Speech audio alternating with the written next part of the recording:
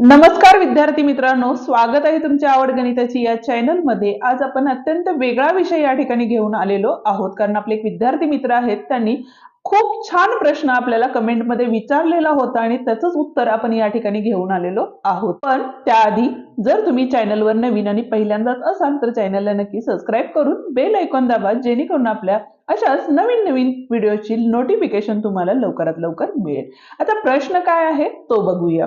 आता त्यांनी काय विचारलं होतं बघा, तर दोन समकेंद्री वर्तुळाची त्रिज्या 10 सेमी आणि 26 सेमी आहे, तर लहान वर्तुळाला स्पर्शिका असलेल्या मोठ्या वर्तुळाच्या जीवेची लांबी काढा आणि उदाहरण आकृतीत दाखवा, असं त्यांनी आपल्याला सांगितलेलं आहे।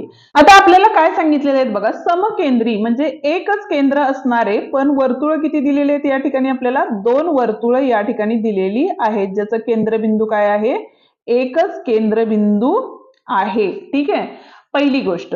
आता त्याच्यानंतर बघा दुसरी गोष्ट, या ठिकाणी बघा पहिली जो म्हणजे छोटा जो वर्तुळ आहे त्याची जी लांबी किती दिलेली आहे त्यांनी, तर 10 सेमी एवढी दिलेली आहे, म्हणजे त्रिज्या 10 सेमी आहे। ठीक आहे, पुढचा प्रश्न काय आहे, तर लहान वर्तुळाची स्पर्शिका ही मोठ्या वर्तुळाची काय आहे, जीवा आहे। ठीक आहे, त्याच पद्धतीनं आपण जर हे बिंदू जोडले तर ही काय होणार आहे आपली, तर मोठ्या वर्तुळाची त्रिज्या होणार आहे, जी की आपल्याला 26 सेमी या ठिकाणी दिलेली आहे। जर नावं दिली आपण, इथं P, इथं Q आणि इथं काय दिलं आपण, A दिलं। ठीक आहे, तर या ठिकाणी बघा त्रिज्या ही स्पर्शिकेला काय असते, लंब असते, म्हणजेच या ठिकाणी OA लंब PQ असणार आहे। ठीक आहे, म्हणून त्रिकोण कुठला घेतला आपण, OAP मध्ये काय असणार आहे बघा, कोण OAP बरोबर 90 अंश आहे, बरोबर आहे।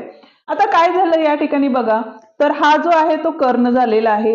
दुसरी गोष्ट, आता या ठिकाणी बघा काय असतं, वर्तुळ केंद्रातून जीवेवर लंब काढला, काय असणार आहे, वर्तुळ केंद्रातून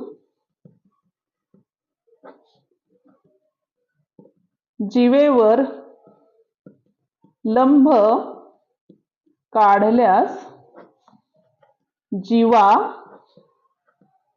दुभागते। ठीक आहे, म्हणजेच काय झालं बघा इथं, तर AP जेवढं आहे तेवढंच काय असणार आहे आपलं, AQ असणार आहे। म्हणजेच आपण काय करू शकतो, या त्रिकोणाचा वापर करून AP ची लांबी काढू शकतो। आता कशी काढणार, तर पायथागोरसच्या प्रमेयावरून।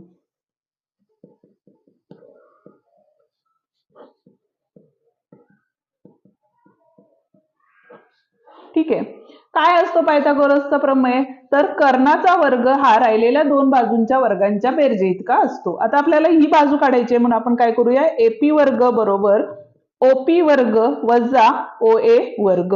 OP किती आहे आपला 26, बरोबर आहे, म्हणजे मोठ्या वर्तुळाची त्रिज्या, वजा छोट्या वर्तुळाची त्रिज्या किती आहे, 10 चा वर्ग, 26 चा वर्ग किती आलेला आहे आपला 676 आला, 10 चा वर्ग किती आला 100, वजा बाकी केली किती आले आपले 576 आले। ठीक आहे, पण आता AP बरोबर किती असणार आहे या ठिकाणी, AP बरोबर हा कशाचा वर्ग आहे, तर 24 चा वर्ग आहे, बरोबर आहे।